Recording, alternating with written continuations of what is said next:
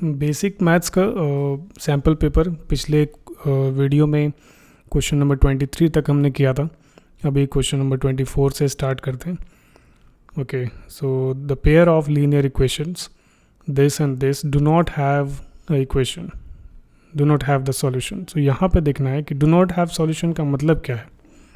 इसका मतलब है नो सॉल्यूशन। ठीक है, इसका मतलब क्या है, नो सॉल्यूशन। और नो सॉल्यूशन के लिए आपके पास कुछ फार्मूला होता है, उससे पहले कुछ वैल्यूज़ निकालेंगे। तो यहाँ से सबसे पहले आप निकाल लेते हैं a1 जो कि 3 है, जो कोफिशिएंट ऑफ x दिख रहा होगा। ठीक है, अच्छा b1 क्या हो जाएगा, दिख रहा होगा y का कोफिशिएंट क्या है 5, वही हमारा b1 होता है। और c1 जो कि दिख रहा होगा इज इक्वल टू 3, ये आपका कांस्टेंट टर्म है, वही है। ठीक है, अच्छा a2 निकाल लेते हैं दूसरे वाले इक्वेशन से। तो देखेंगे x का कोफिशिएंट क्या है 6, तो ये हमारा a2 हो गया। b2 क्या हो जाएगा k, y का कोफिशिएंट। और c2 क्या हो जाएगा, जो हमारे को कांस्टेंट नंबर दिए हुए c2 इज इक्वल टू 8। अभी a1 a2 b1 b2 सब आ गया। डू नॉट हैव सॉल्यूशन, क्योंकि हमारे पास नो सॉल्यूशन का कंडीशन है, तो रखते हैं नो सॉल्यूशन। ठीक है ना, नो सॉल्यूशन के लिए हमारे पास हो जाता है a1 by a2 is equal to b1 by b2 is equal to c1 by c2। Okay, not is equal to c1 by c2। Okay, तो यहाँ पे देखना है कि आपको फर्स्ट टू जो इक्वेशन लेंगे, इसी से आपको ये पहला जो दिख रहा होगा पेयर, इसी से आपको क्या हो जाएगा, आंसर मिल जाएगा। तो लिख लेते हैं इसको अलग से, a1 by a2 is equal to b1 by b2। Okay, इसमें जाने की ज़रूरत नहीं है, बस यही दोनों से निकाल लेंगे। यहाँ पे a1 का वैल्यू पुट करते हैं। a1 क्या है 3, a2 क्या है 6, सो हो जाएगा 3 by 6 is equal to b1 by b2 क्या हो जाएगा 5 बाई k, से हो जाएगा 5 बाई k। क्रॉस मल्टीप्लाई करेंगे तो क्या मिल जाएगा 3k इज इक्वल टू 5 6 से मल्टीप्लाई होगा 30, और k इज इक्वल टू हो जाएगा 30 by 3 which is equal to 10। तो 10 हमारे को आंसर है, हाँ है। So k is equal to 10 के लिए क्या होगा, इस पेयर ऑफ इक्वेशन का कोई भी सॉल्यूशन नहीं होगा। ठीक है, तो आंसर हो गया बी। अब देखते हैं क्वेश्चन नंबर 25। इसमें ये पूछा जा रहा है that the circumference of a circle increases from this to this. ठीक है, मतलब कोई सर्कल है और उस सर्कल में क्या हो रहा है कि सर्कमफेरेंस इंक्रीज़ कर रहा है। मान लीजिए पहले वो छोटा था, अभी वो सर्कल क्या हो गया, बड़ा हो गया किसी भी कारण की वजह से। तो सर्कमफेरेंस सर्कल जब बड़ा होता है तो इसका सर्कमफेरेंस चेंज हो जाता है। मान लेते हैं कि पहले जो सर्कमफेरेंस दिया हुआ था वो कितना है 2 पाई। ओके, अब क्या हो गया, सर्कल बड़ा हो गया किसी कारण की वजह से, तो ये जो हमारे को नया सर्कमफेरेंस दिखाई दे रहा है वो हमारे को क्या है 4 पाई। ठीक है, इसको C1 मान लेते हैं, इसको C2 मान लेते हैं। ठीक है, अब इसमें ये पूछा जा रहा है कि एरिया में क्या चेंज आएगा ओरिजिनल एरिया के कंपैरिजन में। मतलब इसका एरिया और इसका एरिया में क्या चेंज आएगा, डबल होगा, ट्रिपल होगा कि 3 टाइम्स 4 टाइम्स क्या होगा, देख लेते हैं। तो सर्कमफेरेंस का फॉर्मूला क्या होता है 2 पाई r। ठीक है, इसका C1 है तो यहाँ पे r1 रख लेते हैं, तो ये हो जाएगा 2 पाई। ओके, अब इसमें देखो 2 पाई और 2 पाई कैंसिल हो जाएगा, तो r1 इज इक्वल टू क्या हो गया 1। ठीक है, अब इसमें देख लेते हैं इसका एरिया क्या आ जाएगा। तो एरिया जो होता है वो होता है पाई r स्क्वायर। ठीक है, r का वैल्यू क्या है 1 है, तो पाई और 1 का स्क्वायर, तो ये तो पाई ही रहेगा। अच्छा, C2 दूसरे वाले सर्कल में क्या होता है देख लेते हैं। फिर से सर्कमफेरेंस है तो फॉर्मूला तो वही रहेगा ना, 2 पाई C2 की जगह पे r2 रख लेते हैं। 2 पाई r ये सर्कमफेरेंस का फॉर्मूला है, 4 पाई दिया हुआ है, पाई पाई कैंसिल हो गया, r2 is equal to 4 by 2। ये 2 कहाँ आ गया, नीचे आ गया, काटने के बाद कितना आ गया 2। अब इसका एरिया निकाल लेते हैं। तो एरिया हमारे पास क्या होता है पाई r स्क्वायर, यहाँ r2 है तो r2 रख लेते हैं। पाई r2 का वैल्यू कितना है 2 आया, स्क्वायर करेंगे 2 2 से क्या हो गया 4 पाई। तो अभी दिख रहा होगा कि ये कितने का चेंज आया। पहले वाला जो एरिया है वो कितना है पाई है, और दूसरे वाले में कितना है 4 पाई है, तो 4 गुना हो गया ना 4 टाइम्स, दैट्स वाई 4 टाइम्स। तो option number D is correct. Question number 26 और ट्रिग्नोमेट्री का क्वेश्चन है, बहुत आसान है, देख लेते हैं। So it's given that sine theta is equal to a by B. तो सबसे पहले क्या करते हैं, इसमें एक ट्राइंगल बना लेते हैं। ठीक है, ट्राइंगल बनाने के बाद ही ये अच्छे से समझ में आएगा। सो ये एक राइट एंगल ट्राइंगल बना लिया। ठीक है, यहाँ पे थीटा ले लेते हैं। अच्छा, अच्छा ये थीटा लेंगे तो ये क्या हो जाएगा, परपेंडिकुलर, ये क्या हो जाएगा, बेस, और 90 के ठीक सामने वाला क्या कहलाएगा, हाइपोटेनियस। ओके, अब इसमें देखना ये है कि साइन थीटा कितना दिया हुआ है, साइन थीटा दिया हुआ है a/b, ठीक है, और साइन थीटा होता क्या है, परपेंडिकुलर बाई हाइपोटेनियस। इसका मतलब परपेंडिकुलर क्या हो गया, a, तो परपेंडिकुलर की जगह पे क्या रखते हैं, a रखते हैं, और हाइपोटेनियस क्या हो जाएगा, b, इसके जगह पे b रखते हैं। तो इसका मतलब है कि बेस हमें पता नहीं है, ठीक है, तो बेस पहले निकाल लेते हैं, यहाँ से यहाँ तक बेस क्या होगा, तो base is equal to, formula हमारे पास हो जाएगा hypotenuse square minus perpendicular square, ठीक है। हाइपोटेनियस क्या हमारे पास डायग्राम से देखेंगे b है तो b स्क्वायर हो गया, माइनस परपेंडिकुलर क्या हमारे पास a है तो a स्क्वायर, तो ये हमारे क्या हो गया, √b square minus a square, ये हमारा बेस हो गया। तो इसके जगह पे क्या लिख लेते हैं, ये हमारा क्या हो गया, b square minus a square. अब जब तीनों साइड मिल जाए, देखो तीनों जब साइड मिल जाता है तो आप ट्रिग्नोमेट्रिक में खासकर कुछ भी निकाल सकते हैं। ओके, निकालना क्या है, टैन थीटा, फॉर्मूला लगाते हैं, tan theta is equal to होता है परपेंडिकुलर बाई बेस। परपेंडिकुलर क्या है हमारे पास, a, और बेस क्या है देख लेते हैं, b square minus a square, और a बाई दिस, ये आपको दिख रहा होगा कहीं ऑप्शन में, ऑप्शन नंबर D ये हमारा करेक्ट हो गया, ठीक है। क्वेश्चन नंबर 27 फिर से हमारे को ट्रिग्नोमेट्री से क्या दिया हुआ है, x का वैल्यू दिया हुआ है, y का वैल्यू दिया हुआ है, और x प्लस वाई निकालना है, देख लेते हैं। तो x plus Y is equal to, X का क्या वैल्यू है 2 साइन स्क्वायर थीटा, और y का क्या वैल्यू है 2 कॉस स्क्वायर थीटा प्लस 1। अब इसमें दिख रहा होगा, सबसे पहले तो हम कुछ कर सकते हैं कि नहीं, तो 2 कॉमन दिख रहा है दोनों में, तो क्या करते हैं 2 कॉमन निकाल लेते हैं, और जब ये कॉमन निकलेगा तो आपके पास आएगा sign square theta plus cos square theta, 1 को हम बाहर ही रखते हैं। अब ये पता होगा कि sign square theta plus cos square theta का अपना ही एक फार्मूला होता है, उस फार्मूले को क्या बोलते हैं 1, तो 2 और इसके जगह पे क्या रख देंगे 1 प्लस 1, तो ये हो जाएगा 2 1 2 plus 1 which is equal to 3। This is your answer, option number A। Okay, let's see the next question. Question number 26, ये क्वेश्चन है आपका एरिया रिलेटेड टू सर्कल का, देख लेते हैं क्या दिया हुआ। If difference between the circumference and radius of the circle is 37, ठीक है, और निकालना क्या है, सर्कमफेरेंस निकालना अपने को, पाई का वैल्यू दिया हुआ है 22/7। तो difference between circumference and circle, इसका मतलब क्या हुआ, C माइनस आर, यही तो होता है डिफरेंस बिटवीन C मतलब circumference, difference between circumference and R, it's given 37।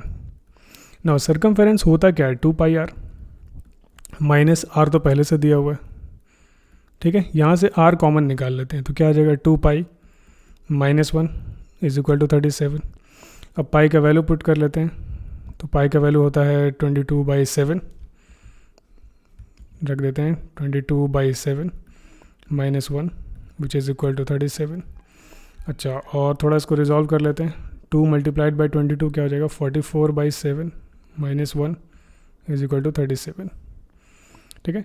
अब यहाँ पे थोड़ा एलसीएम ले लेते हैं, आर तो इसके नीचे कुछ नहीं है, तो आप अगर एलसीएम होगा तो 7 ही होगा, और यहाँ 44 डायरेक्ट लिख सकते हैं, माइनस यहाँ 1 है तो 7 को डायरेक्ट 1 से मल्टीप्लाई करेंगे तो 7 1 से 7। उम्मीद है कि एलसीएम आता होगा, अगर नहीं आता है तो ये क्लास 6-7 का कॉन्सेप्ट है, मुझे इनबॉक्स करिए, अलग से इसका वीडियो बना दूंगा। 44 माइनस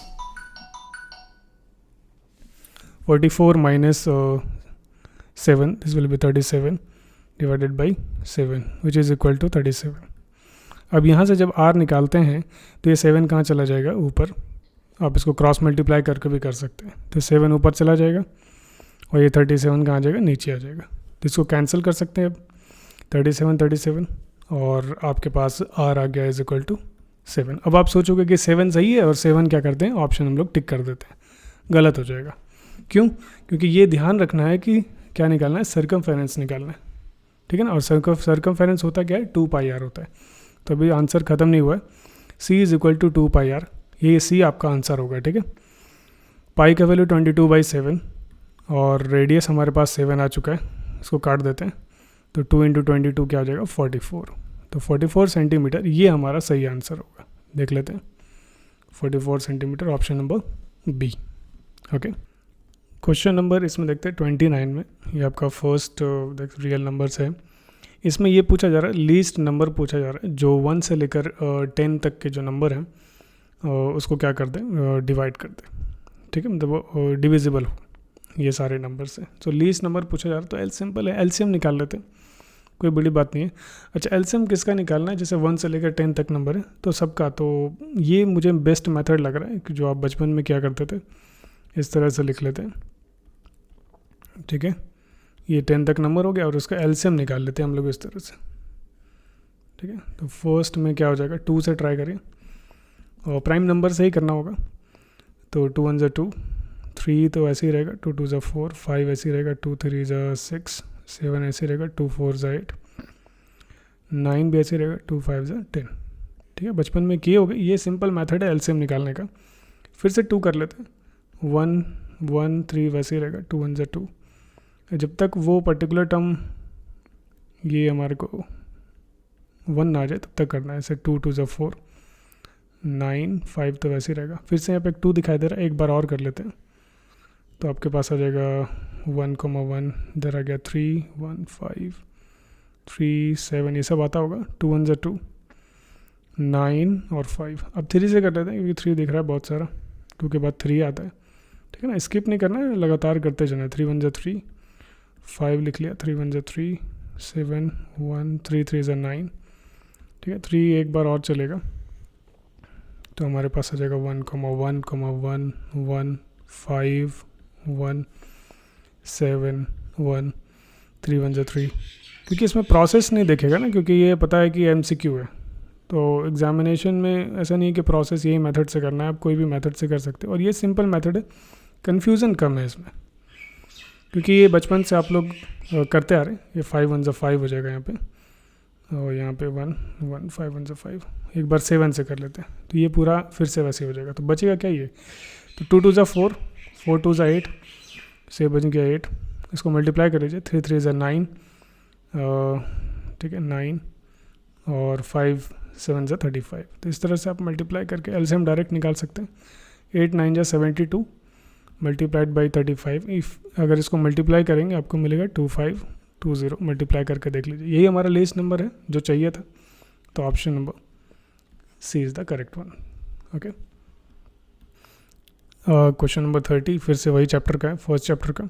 इसमें ये दिख रहा है कि आपको कभी भी इस तरह का क्वेश्चन रहे जहाँ पे जैसे 3 bells ring at the interval of this and this minute, 3 घंटे है वो, चाहे वो कोई 4 मिनट में बजता है, कोई 7 मिनट के इंटरवल में बजता है, कोई 14 मिनट के इंटरवल में बजता है। तो पूछा जा रहा है कि एक साथ वो लोग ना, मतलब अगर 6 बजे अगर बजा है तो दोबारा वो कब बजेगा, है ना, साथ में, तीनों साथ में। तो जब भी इस तरह का क्वेश्चन हो, मान लो एक सर्कल है और सर्कल में एक मान लो कि एक ए है, एक बी है और सी है। ठीक है, 3 आदमी हैं यहाँ पे और तीनों क्या कर रहे हैं, वो एथलीट है, वो दौड़ रहे हैं। तो एक जो है कंप्लीट करता है मान लो 12 मिनट में, दूसरा कंप्लीट करता है 20 मिनट में, तीसरा कंप्लीट करता है 18 मिनट में। सो वो लोग तीनों कहाँ पे आके दोबारा मिलेगा, मिनिमम टाइम में। तो जब भी ऐसा बोला जाए कि ना कब मिलेगा वो लोग, तो इसको करने के लिए क्या करेंगे, एलसीएम निकालेंगे इस तरह के क्वेश्चंस में। ठीक है, तो एलसीएम निकाल लेते हैं। सो सिंपल है बहुत, ना देखते हुए पता लग जाएगा। एलसीएम ऑफ किसका निकालना है, 4 7 और 14 का। तो बेस्ट जो मेथड है हमारे पास, जो बहुत कन्वेंशनल मेथड है और कोई कन्फ्यूज़न भी नहीं होता है इसमें। 2 से कर लेते हैं, 2 2 4 7, 2 7 14। अगेन 2 से कर लेते हैं, 1 7 7, 7 से कर लेते हैं, 1 1 1, 2 2 4, 4 2 8, 28। तो देखो पिछले बार 6 बजे बजा था ना, तो 6 बजे बजा और 28 मिनट हो गया। तो इसका मतलब 6 बज के 28 मिनट में, सुबह ही है तो सुबह ही रहेगा AM, इतने बजे वो एक साथ तीनों बजेगा। ऐसा देख लेते, कोई ऑप्शन दिख रहा है, ऑप्शन नंबर सी ये हमारा करेक्ट आंसर। ये क्वेश्चन आपका 31 नंबर लीनियर इक्वेशन से ये क्वेश्चन है। What is the age of the father, मतलब क्या है कि फादर का क्या एज है वही हमें निकालना है। और दिया हुआ क्या है, सेंटेंस देख लेते हैं। Sum of ages of the father and son is 65 years. ठीक है, तो इसको ऐसे कर लेते हैं, sum of the ages of father and son, तो दोनों का जोड़ लेते हैं। तो मान लेते हैं कि फादर का F ले लेते हैं और सन का एस ले लेते हैं, ठीक है, which is equal to 65, okay. और दूसरा एक सेंटेंस दिख रहा होगा, twice the difference of their age in years is 50। ज़्यादा सोचना नहीं है, ज़्यादा टेंशन नहीं लेना। ट्वाइस का मतलब क्या होता है? 2, है ना। ट्वाइस का मतलब 2 टाइम्स। किसका 2 times? Difference of their age, दोनों का जो एज है उनका difference. So father minus son कर लेते हैं। फादर को पहले क्यों रखा? क्योंकि बाप तो बड़ा है, तो फादर को पहले रखना पड़ेगा क्योंकि वो ज़्यादा उम्र के होंगे। इज़ इक्वल टू कितना है? 50 ईयर्स।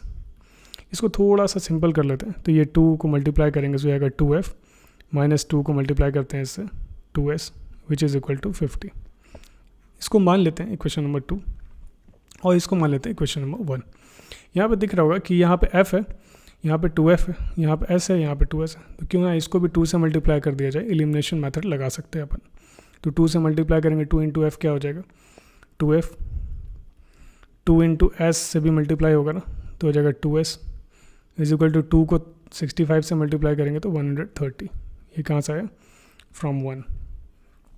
अब क्या करते हैं, ये दिख रहा होगा पहले से साइन चेंज है, तो दोनों को काट देते हैं। 2f क्या हो जाएगा? 4f, which is equal to, इसको ऐड करते हैं 180। f इज़ इक्वल टू मतलब फादर का एज जो है वो क्या हो जाएगा? 180 डिवाइडेड बाई 4, काटेंगे कितना आ जाएगा? 45। तो f किसका है? फादर का एज है, कितना आ रहा है? 45 ईयर्स आ रहा है, यही निकालना था। ऑप्शन देख लेते हैं, option number B is the correct one. चलते हैं नेक्स्ट क्वेश्चन की तरफ। क्वेश्चन नंबर 32 और ट्रिग्नोमेट्री का क्वेश्चन है, बहुत ईजी है, देख लेते हैं क्या दिया हुआ है उसको देख लेते हैं। तो यहाँ पे द फर्स्ट जो दिख रहा होगा स्क्वायर लगा हुआ है, tan थीटा माइनस कॉसेक का क्या है? स्क्वायर। तो उसको लिख लेते हैं। तो इसको कैसे लिख सकते हैं अपन? tan square theta cosec square theta ना, ब्रैकेट खोल दिया समझ लो। यहाँ पे क्या आ जाएगा? साइन स्क्वायर थीटा और क्या आ जाएगा? Sec square theta. अब क्या करते हैं, सबको साइन कॉस में चेंज कर देते हैं, ठीक है। जब कुछ समझ में नहीं आता ना, तो ट्रिग्नोमेट्री में आइडेंटिटीज़ में साइन कॉस में चेंज करना होता है। तो tan स्क्वायर थीटा है, ये हो जाएगा sign square theta by cos square theta, क्योंकि tan का फॉर्मूला होता है साइन बाई कॉस, ठीक है। अच्छा, ये क्या है? कॉसेक। कॉसेक का क्या होता है? 1 बाई साइन, है ना, दोनों उल्टा होता है एक दूसरे के। अच्छा, साइन को तो साइन ही रहने देते हैं। सेक है तो सेक को चेंज करेंगे, तो साइन का क्या हो जाएगा? 1 बाई, सेक का हो जाएगा 1 बाई कॉस। तो स्क्वायर लगा हुआ है, यहाँ पे स्क्वायर लगा देते हैं। अभी दिख रहा होगा साइन साइन कट जाएगा, 1 बाई क्या बच गया? कॉस स्क्वायर थीटा माइनस यहाँ क्या बच जाएगा? साइन बाई कॉस, है ना, sign square theta by cos square theta. अब देख लेते हैं 1 बाई कॉस होता क्या है? सेक होता है ना, तो ऊपर जाएगा तो हो जाएगा सेक स्क्वायर थीटा, स्क्वायर लगा हुआ है। साइन बाई कॉस tan होता है, दोनों में स्क्वायर है तो हो जाएगा tan square theta. Sec square theta minus tan square theta का अपना फॉर्मूला होता है जिसको बोलते हैं 1, ठीक है। अब ये देख लो ऑप्शन में क्या आ रहा है, option number C is the correct one. समझ आया कैसे करना है? नेक्स्ट क्वेश्चन देखते हैं। ये 33 number question sir similarity of triangle का है। तो इसमें देख लेते हैं, perimeter of 2 similar triangles are, है ना, ये दिया हुआ है इतना सेंटीमीटर एंड इतना centimetre, ratio of their areas. तो एरिया का रेशियो पूछा जा रहा है, तो इसके लिए एक फार्मूला है, कुछ नहीं है।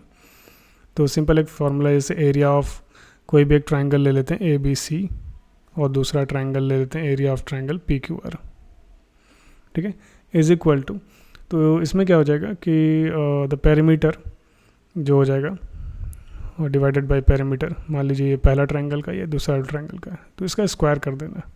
ये फार्मूला यूज़ करना है जब भी पेरीमीटर और एरिया के रिलेशन में क्वेश्चन आएगा, ठीक है। अब क्या करना है, एरिया का रेशियो निकालना है, ठीक है। पेरीमीटर का कितना दिया हुआ है? 26 डिवाइडेड बाई कितना दिया हुआ? 39। जो पहला है उसको पहले रखें और जो दूसरा है उसको दूसरे में रखें, और इसका क्या कर देना है? स्क्वायर कर देना है, और इसको सॉल्व करके देखना है।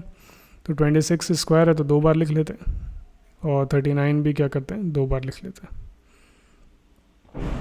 ठीक है। 13 से ये कट रहा है पूरा, तो 13 2 ज़ा 13 3 ज़ा, फिर से ये 13 2 ज़ा और 13 3 ज़ा। सो क्या आ जाएगा? 2 2 ज़ा 4 और नीचे आ जाएगा 3 3 ज़ा 9।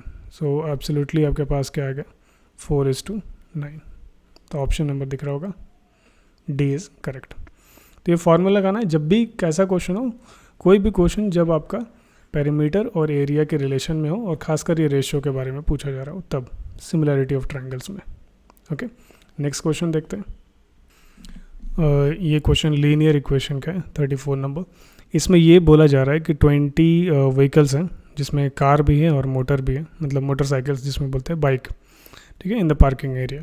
इफ़ देर आर 56 व्हील्स, ठीक है ना, 56 चक्के हैं टोटल मिला के, तो उसमें से कार कितने होंगे। तो ज़्यादा घबराने की ज़रूरत नहीं है, सो लेट कर लेते हैं। तो देखो कार भी है और मोटरसाइकिल भी है, तो कार को मान लेते हैं आप, ठीक है ना, कार को मान लेते हैं एक्स, है ना, कितनी कार हैं, एक्स कार हैं। और जो मोटर दिख रहा है आपको, मोटरसाइकिल, वो कितने हो गए, वाई हो गए मान लेते हैं। अच्छा, दोनों मिला के कितने हो जाएंगे, 20, क्योंकि दिया हुआ है ना कि देयर आर 20 व्हीकल्स, तो दोनों मिला के 20 हो जाएंगे। तो ये हो जाएगा X plus Y is equal to 20। इसको मान लेते हैं क्वेश्चन नंबर 1। नेक्स्ट चलते हैं। टोटल है ना चक्के कितने हैं, व्हील्स कितने हैं, 56। तो दिख रहा होगा, अगर ये मान लो एक्स क्या है, कार है, तो एक कार में कितने चक्के होते हैं, 4 होते हैं, तो 4 से मल्टीप्लाई कर देंगे। प्लस वाई क्या है, मान लो बाइक है, तो बाइक में कितने चक्के होते हैं, 2 होते हैं, ठीक है। और टोटल मिला के कितने चक्के दिखाई दे रहे हैं यहाँ पे, व्हील्स कितने हैं, 56। तो ये हमारे को क्या हो जाएगा, सेकेंड इक्वेशन क्या लगेगा, ठीक है।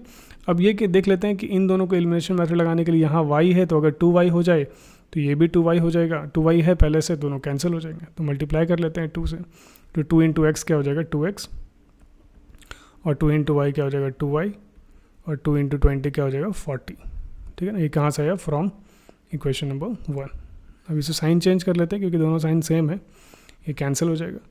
4x माइनस 2x, 2x आ गया, is equal to 56 minus this 16, और x is equal to 16/2, that is equal to 8। तो x क्या था, x कार के ही बारे में तो बोला जा रहा था ना। तो यहाँ how many cars are there, 8 cars will be there, okay. So you can write option number A is correct one. Okay, ये क्वेश्चन मुझे लगता है ट्राइंगल का पाइथागोरस पे ना बेस्ड है, तो इसको देख लेते हैं। तो a man goes 15 metre due west, okay, west north जब भी ऐसा कुछ रहे तो पहले से डायरेक्शन बना के रखिए। तो डायरेक्शन क्या, इधर नॉर्थ, नीचे होता है साउथ, इधर होता है वेस्ट, और इधर होता है नॉर्थ हमेशा से। ओके ओके, मान लीजिए कि आप यहाँ पे हैं, ठीक है, कहीं और मान लेते हैं, मान लीजिए कि यहाँ पे बिल्कुल बीच में है, और इसमें बोला जा रहा है कि जो आदमी है वो 15 मीटर वेस्ट की तरफ जा रहा है। तो वेस्ट की तरफ देखो, लेफ्ट की तरफ है, तो ये मान लो कि 15 मीटर ट्रेवल हो गया यहाँ से यहाँ तक, ठीक है। अब ये बोला जा रहा है कि उसके बाद and then 8 metre due north, तो 8 मीटर की तरह नॉर्थ की तरह ऊपर है, तो ये 8 मीटर मान लेते हैं, इधर से चला गया, ठीक है। अब ये पूछा जा रहा है कि how far is a from the starting point. इसका मतलब ये पूछा जा रहा है कि यहाँ से यहाँ तक का डिस्टेंस क्या होगा। स्टार्टिंग पॉइंट ये है और एंडिंग पॉइंट ये है, तो दोनों का डिस्टेंस क्या होगा। तो ऑब्वियसली से 90 डिग्री बनेगा, क्योंकि यहाँ पे नॉर्थ जो भी है डायरेक्शन, उसमें बीच में 90 डिग्री एक्सिस में बनता ही है। अच्छा, तो ये हाइपोटेन्यूस होगा, क्योंकि 90 के सामने इसको परपेंडिकुलर मान लेते हैं और इसको बेस मान लेते हैं। तो यही डिस्टेंस निकालना, तो जो डिस्टेंस हो जाएगा अपने को, which is equal to h, formula होता है p square plus b square, ठीक है ना, पाइथागोरस फार्मूला है। p कितना अपने पास 8, और बेस कितना है 15, तो इसको जब स्क्वायर करेंगे आप, तो आपके पास आएगा 64 प्लस 225, और जब ये आ जाएगा 289, और इसको बाहर निकलेगा तो आएगा 17। तो 17 मीटर जो होगा वो डिस्टेंस होगा फ्रॉम द स्टार्टिंग पॉइंट। तो देख लेते हैं 17 metre, option number C is the correct one. Next question देखते हैं। ये भी एक तरह से देखा जाए तो पाइथागोरस का ही क्वेश्चन है, बट उसको बिना यूज़ किए हम लोग इसको बना सकते हैं। MCQ है, कोई प्रॉब्लम नहीं है।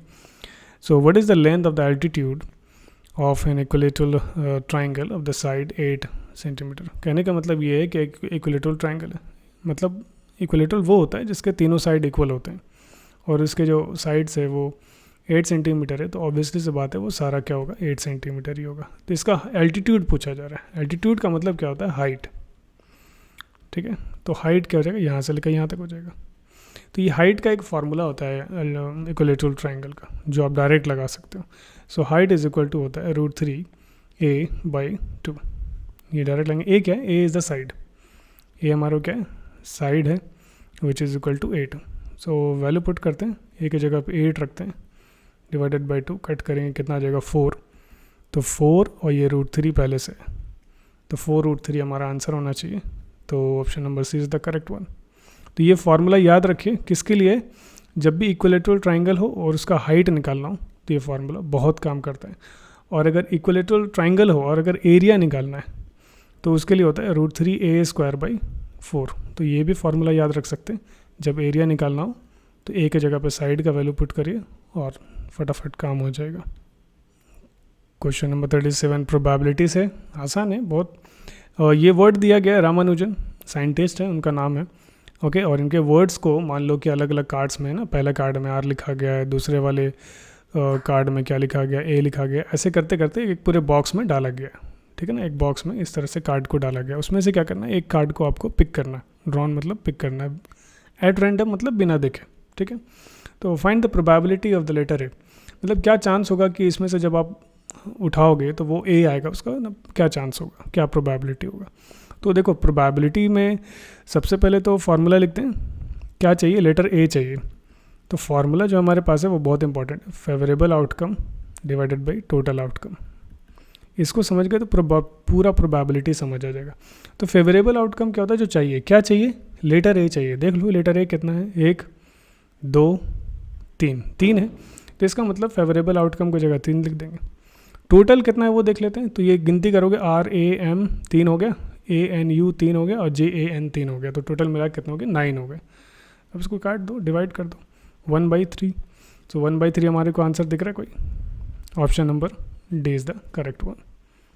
चलते हैं नेक्स्ट क्वेश्चन की तरफ। Question number 38 area related to circle का है। इसमें देखते हैं सबसे पहले क्या बोला जा रहा है, area of sector of a circle.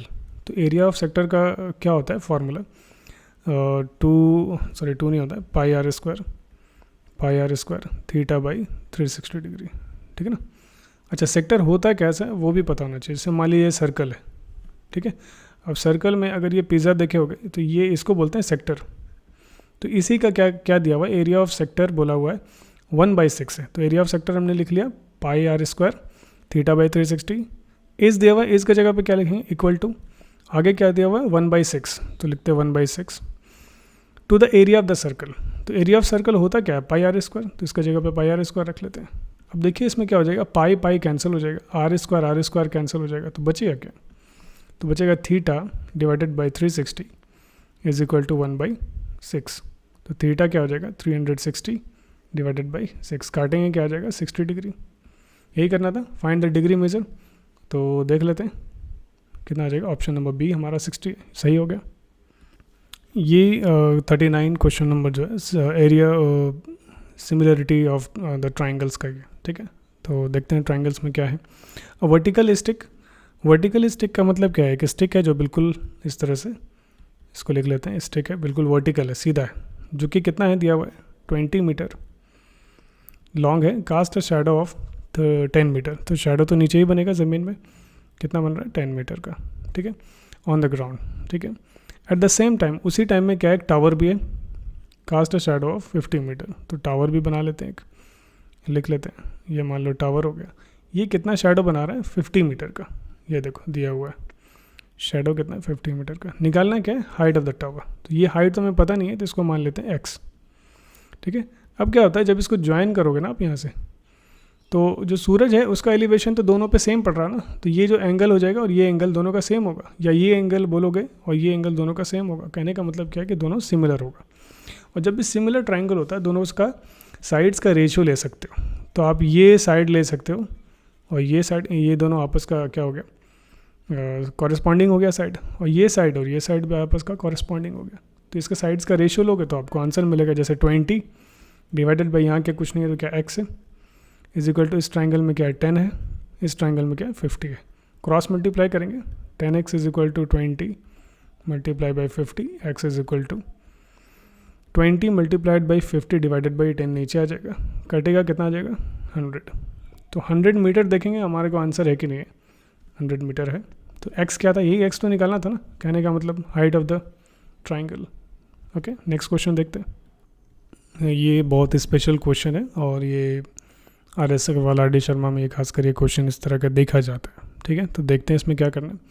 तो सबसे पहले तो ये दिख रहा होगा, what is the solution of this, 2 equation आपको दिए हुए हैं। अच्छा, ये पहचानना कैसे है कि इस क्वेश्चन को बहुत स्पेशल है और इसको स्पेशल ट्रीटमेंट भी चाहिए।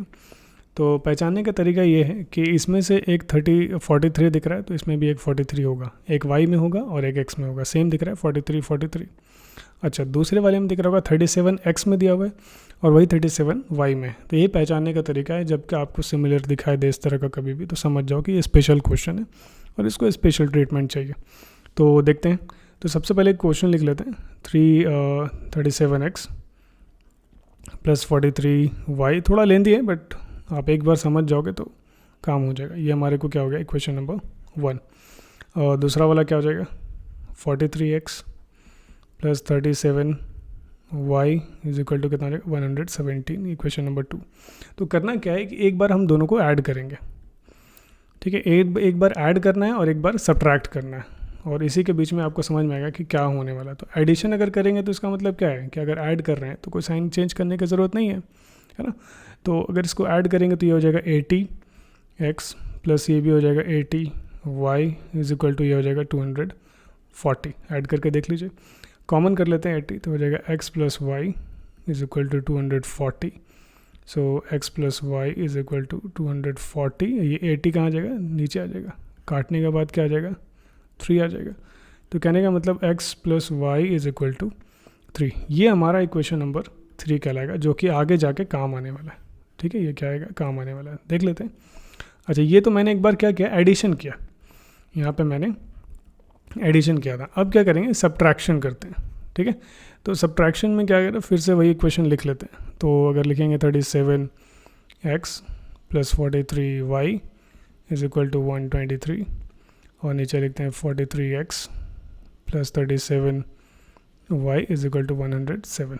सब्ट्रैक्ट करेंगे तो इसका मतलब साइन चेंज करना होगा, तो साइन चेंज करते हैं। माइनस करेंगे तो यह -6x आ जाएगा, यहाँ माइनस करोगे तो प्लस 6y आएगा। ठीक है ना, बड़े है इसलिए नेगेटिव है, यहाँ बड़ा पॉजिटिव है तो पॉजिटिव आ रहा है, सब पता होगा।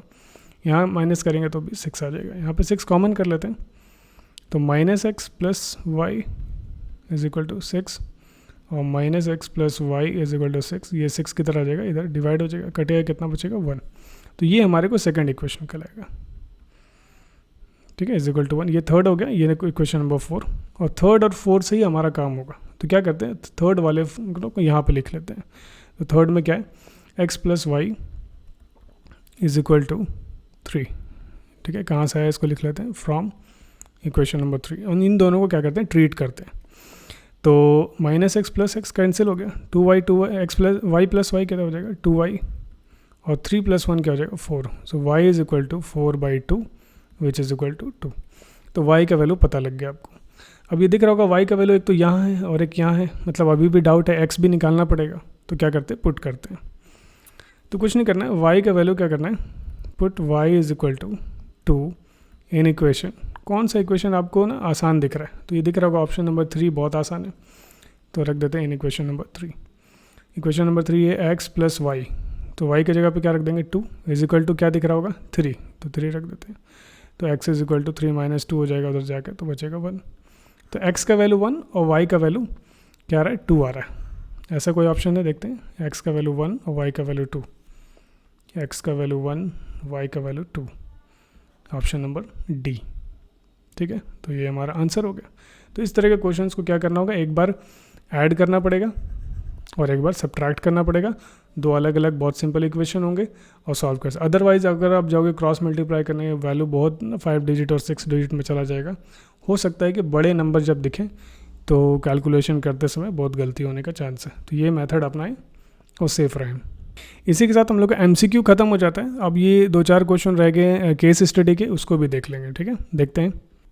तो देखिए, केस स्टडी में क्या है, ज़्यादा घबराने की बात नहीं है। तो जो भी आपको क्वेश्चन दिखता है ना, वो सबसे पहले ज़्यादा स्टेटमेंट ना पढ़ के आप डायरेक्ट क्वेश्चन पे चले जाइए और इसके अकॉर्डिंग आप रीड करिए कि आपको क्या चाहिए। ठीक है, काम का टाइम वेस्ट करने से फ़ायदा नहीं है। तो कभी कभी डायरेक्ट क्वेश्चंस भी रहते हैं, जैसे इस क्वेश्चन में क्या है, distance between the point country A and country B. ठीक है ना, तो कंट्री ए कहाँ पे दिखाई दे रहा होगा आपको, ये कंट्री ए यहाँ पे दिखाई दे रहा है। तो इसका कोऑर्डिनेट क्या हो जाएगा कंट्री ए का, तो यहाँ पे दिख रहा है x का वैल्यू क्या है, 1 है, और y का वैल्यू क्या है, 4 है। तो ये 1,4 हो गया। तो लिख लेते हैं a जो हमारे को मिल गया है 1,4, पहला वैल्यू x का, दूसरा वैल्यू y का। अच्छा, और दूसरा कौन सा कंट्री है, बी है, तो कंट्री बी तो यहाँ पे दिख रहा होगा, ये दिख रहा होगा, तो ये 4 पे आ रहा है, तो 4 पे आने की वजह से हम क्या कर लेते हैं, एक्स का वैल्यू क्या हो जाएगा 4, और क्योंकि एक्स एक्सिस पे है तो वाई का वैल्यू क्या हो जाएगा 0, तो बी जो हमारे पास हो जाएगा वो हो जाएगा 4,0। ठीक है, और इन दोनों के बीच में मान लो डिस्टेंस चाहिए, तो डिस्टेंस यहाँ से यहाँ तक जो डिस्टेंस होगा उसको हम क्या बोलेंगे, ए बी बोलेंगे। और फार्मूला जो हमारे पास होता है, बेसिक फार्मूला क्या है, उस पर काम करते हैं, x2 minus x1 whole square, और दूसरा क्या हो जाता है y2 माइनस y1 का होल स्क्वायर। अच्छा, इसमें मान लेते हैं x1 है, ये y1, और इसको क्या मान लेते हैं x2, और इसको मान लेते हैं y2। इसी तरह से हम लोग मानते हैं x2 का वैल्यू क्या है हमारे पास 4 दिख रहा होगा यहाँ पे, माइनस x1 का वैल्यू क्या देखो दिख रहा है 1 है, तो -1 to the whole square, plus y2 क्या दिख रहा है 0, माइनस y1 क्या है 4 है। ठीक है, तो ज़्यादा हवा नहीं बनाना है कि केस स्टडी में क्या केस होगा उसको पढ़ के फिर उसके अकॉर्डिंग एक्ट करना, ऐसा कुछ नहीं है, ऑलमोस्ट डायरेक्ट क्वेश्चन से दिया हुआ है। 4 - 1 क्या हो जाएगा 3 टू द स्क्वायर, प्लस 0 - 4 क्या हो जाएगा 4, है ना, -4 ही होगा, -4 का स्क्वायर क्या हो जाएगा 16, क्योंकि नेगेटिव का स्क्वायर क्या हो जाता है पॉजिटिव ही तो होता है। ये आपके पास आ जाएगा 3 3 9 plus 16 which is equal to कितना आ गया 25। तो √25 बाहर निकल के क्या बनेगा 5 बनेगा, तो 5 देखते हैं कि आंसर में दिया हुआ है कि नहीं दिया हुआ है, तो ऑप्शन नंबर बी दिख रहा है, सही है। तो इस तरह से सॉल्व करना कोई बहुत बड़ी बात नहीं है। नेक्स्ट क्वेश्चन देखते हैं इसका। ये क्वेश्चन हमारा कोऑर्डिनेट ज्योमेट्री से, और इसमें थोड़ा सा लेंदी जाएगा बट घबराने की बात नहीं है, देख लेते हैं क्या क्या करना है इसमें। ओके, तो find the relation between x and y, मतलब इस तरह का कोई रिलेशन फाइंड आउट करना है जैसा कि आपको ऑप्शन में दिख रहा है, और ये बोला जा रहा है कि कोई एक पॉइंट है, मान लो एक्स वाई है, जो कि इक्वी डिस्टेंस है, कहाँ से, सी से और डी से। तो इसको करना क्या है ना, पहले एक एक कोई पॉइंट मान लेते हैं। ठीक है, मान लीजिए कि कोई एक पॉइंट है पी जिसका नाम है एक्स वाई, जो क्या है इक्वल डिस्टेंस है, कहाँ से, इसका दूरी जो है वो सी से उतना ही है जितना इसका दूरी डी से है। ओके, कहने का मतलब ये दूरी और ये दूरी है ना, ये पूरा डिस्टेंस और ये पूरा डिस्टेंस आपस में बराबर है, और इसके हिसाब से आपको काम करना है। तो सी और डी का कोऑर्डिनेट निकाल लेते हैं। तो सी का कोऑर्डिनेट तो साफ साफ दिख रहा होगा, है ना, क्या दिख रहा है कि सी का यहाँ पे कोऑर्डिनेट क्या हो जाएगा, ये हो जाएगा 7, और वाई का वैल्यू क्या है 1, तो सी का हो गया 7,1। ठीक है, अच्छा डी का क्या हो जाएगा देख लेते हैं। तो यहाँ पे साफ साफ दिख रहा है कि 3 से चला जा रहा है और 5 पे जाकर रुक रहा है, ये दिख रहा है 3,5, तो लिख लेते हैं 3,5। ये किसका हो गया, डी का हो गया 3,5। अब ये थोड़ा सा लेंदी जाएगा बट घबराने की बात नहीं है, थोड़ा मैं स्पेस बना लेता हूँ और धीरे धीरे हम लोग रिलेशन निकालने का काम करते हैं, क्योंकि जो काम था वो सब हो गया, अब सिर्फ और सिर्फ क्या चाहिए, रिलेशन निकालना है। ठीक है, थोड़ा सा स्पेस बना लेते हैं। Okay, now fine. तो काम कैसे करना है कि सबसे पहले मान लेते हैं कि ये हमारा x1 है, और इसको मान लेते हैं y1 है, और इसको मान लेते हैं x2, और इसको मान लेते हैं y2।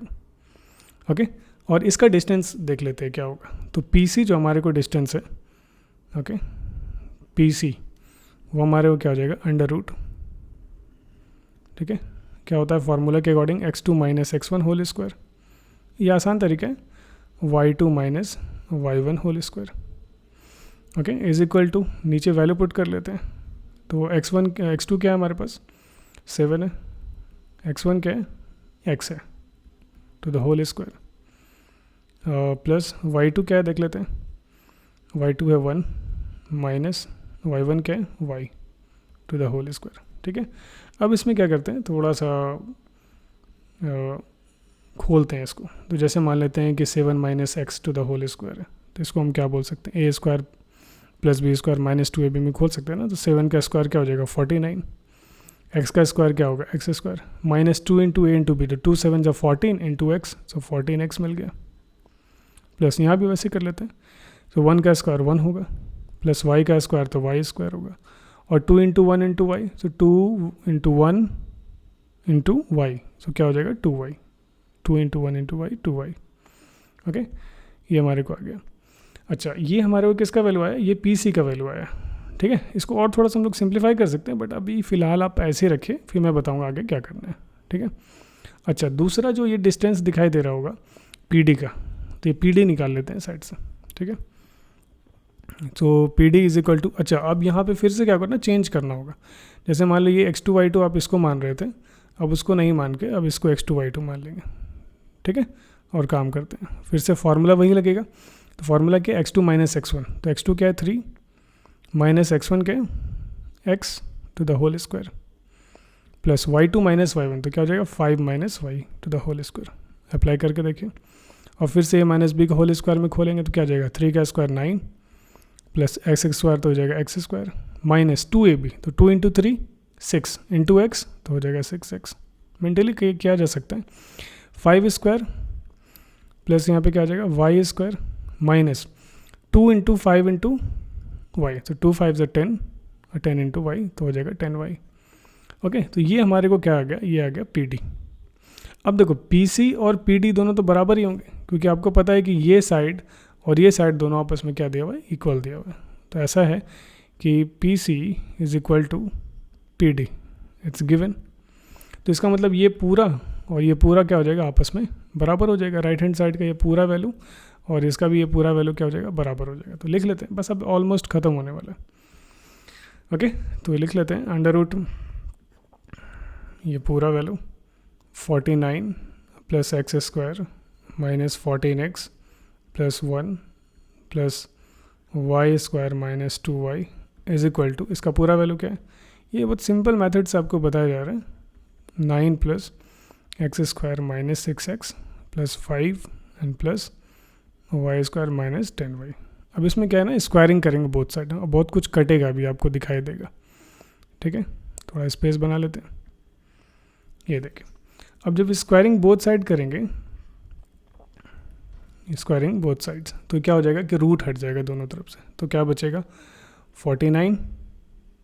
अच्छा थोड़ा सा पहले लिख लेते हैं, 49 plus x square minus 14x plus 1 plus y square minus 2y। अब कटेगा 9 plus x square minus 6x plus 5 plus y square minus 10x। अभी दिख रहा है कि लेफ्ट हैंड साइड और राइट हैंड साइड बहुत कुछ सेम है। जैसे एक्स स्क्वायर है, यहाँ भी एक्स स्क्वायर है, सेम साइन है, कटेगा। वाई स्क्वायर सेम साइन है, कटेगा।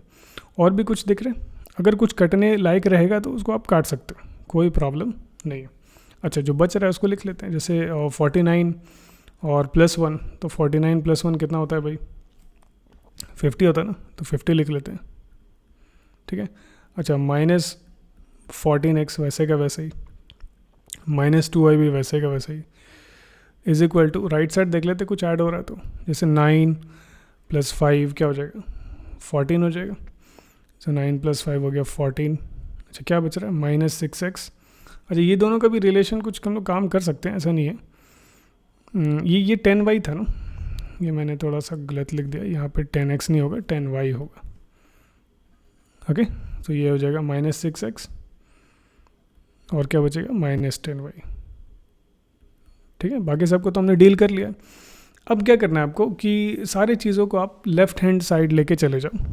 ठीक है, और क्योंकि जो हमारा ऑप्शन है वो ऑप्शन देखिए क्या है, इज इक्वल टू ना एक्स और वाई लेफ्ट साइड है और बाकी कांस्टेंट वैल्यू राइट साइड है, तो वैसे ही काम करते हैं। बस ये ओवर हो गया माइनस 14x, ये नेगेटिव 6 है, तो नेगेटिव 6 जब जाएगा उस तरफ तो क्या हो जाएगा पॉजिटिव 6 माइनस 2y। ये नेगेटिव 10 है, उधर जाएगा तो क्या हो जाएगा पॉजिटिव 10 इज इक्वल टू 14 पहले से राइट साइड में, 50 राइट साइड आएगा तो क्या हो जाएगा माइनस 50। ओके, अब इन दोनों को सॉल्व कर लेते हैं। जैसे माइनस 14x प्लस 6x, तो इसको ऐड करोगे तो क्या मिल जाएगा माइनस 8x। ये माइनस 2y प्लस दिस, ये क्या हो जाएगा plus 8 is equal to 14 minus 50, तो ये कितना हो जाएगा आपको कैलकुलेट कर, ये आपके पास आ गया माइनस 36।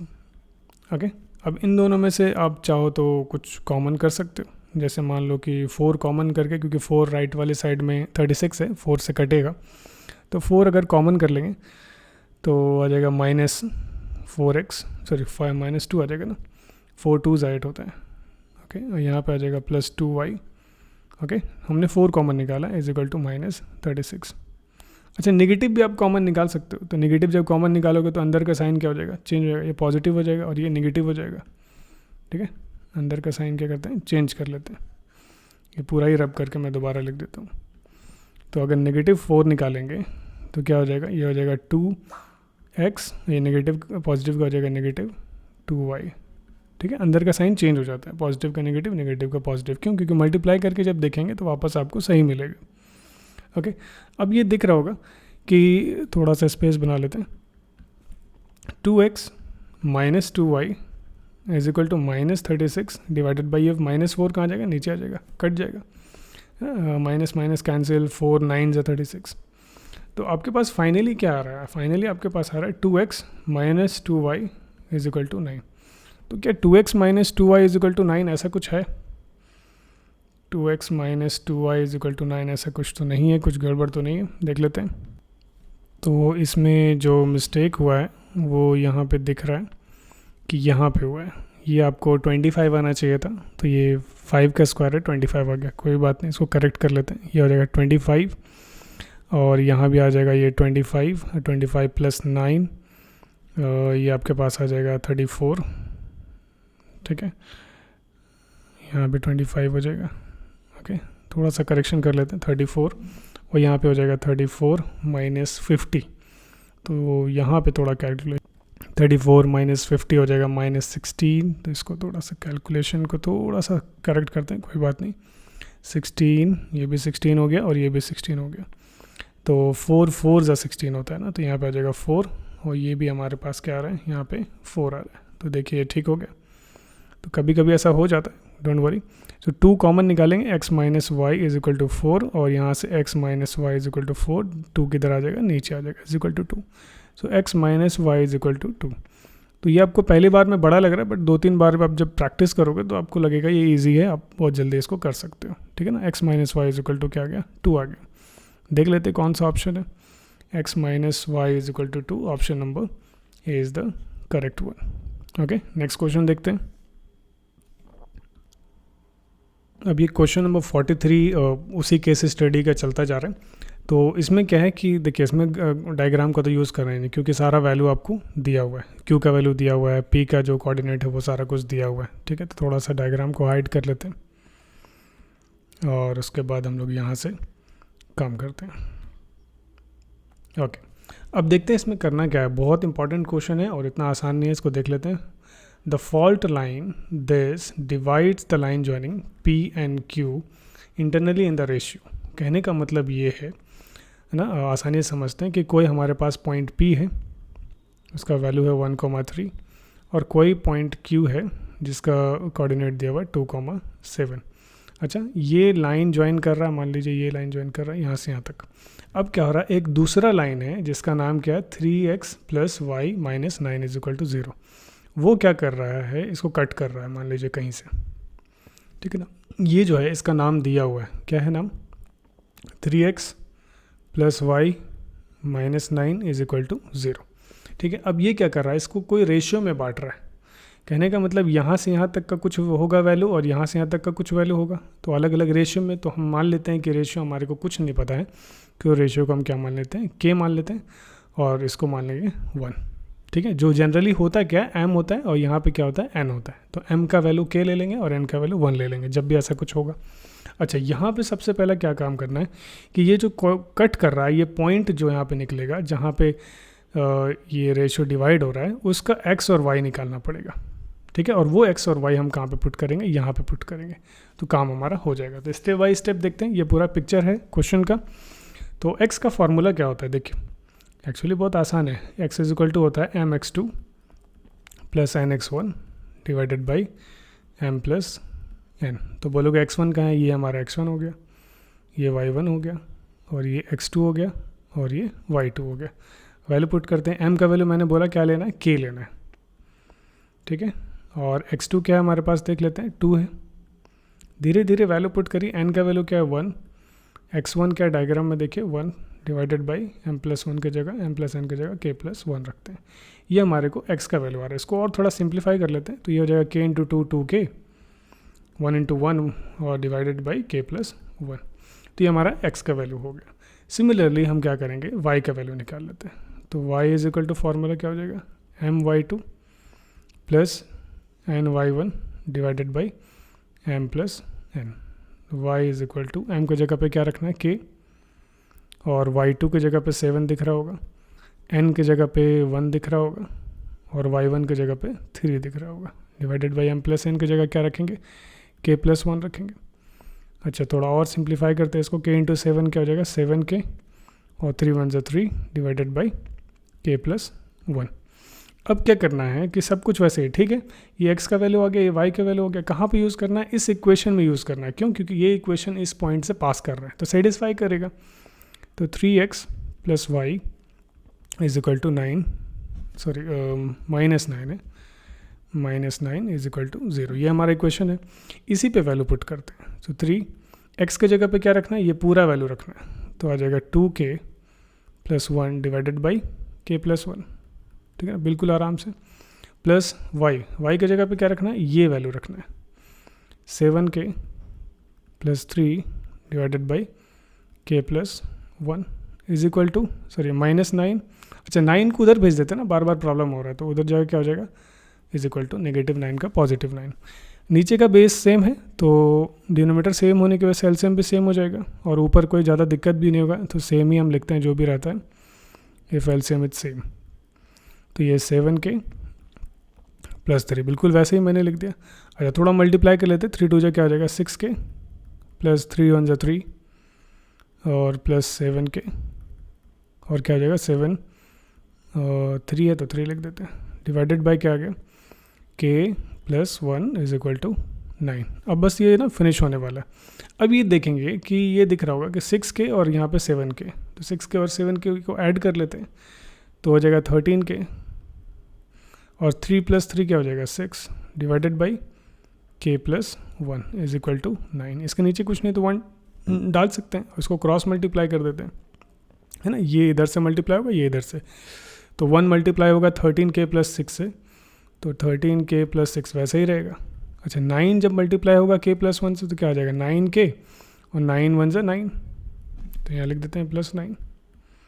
अब क्या करते हैं कि 9k को उधर भेज देते हैं, तो पहले से 13k है, 9k जब उधर जाएगा तो -9k हो जाएगा इज इक्वल टू 9, प्लस 6 उधर से इधर आएगा तो क्या हो जाएगा -6, सब्ट्रैक्ट करेंगे तो क्या मिलेगा 13 और इधर से माइनस कर लेते हैं 9, ये मिल जाएगा आपको 4k is equal to 9 minus इधर क्या हो जाएगा 3 हो जाएगा।